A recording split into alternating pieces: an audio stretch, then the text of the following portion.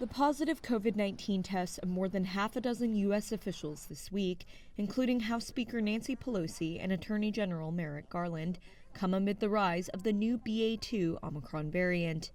That accounts for nearly 3 out of 4 cases in the country, according to the U.S. Centers for Disease Control and Prevention.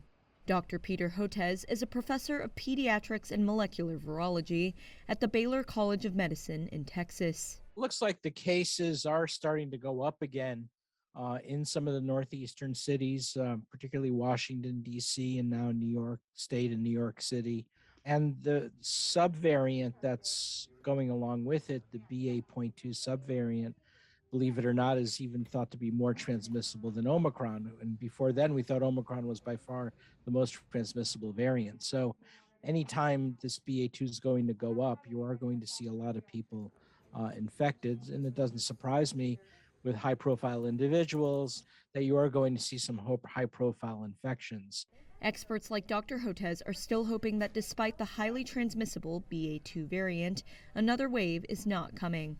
The better news is it looks as though it's the number of cases so far of BA.2 are not going up precipitously like it was the Omicron wave. So the hope, and we still don't have a lot to go on, but the hope is that this next piece related to BA.2 will be more of a bump than a true wave like Omicron.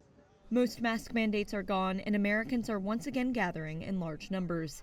Baseball fans flocked to Wrigley Field for Major League Baseball's opening day, seemingly little bothered by a steady rise in COVID-19 cases across Chicago since March 21st.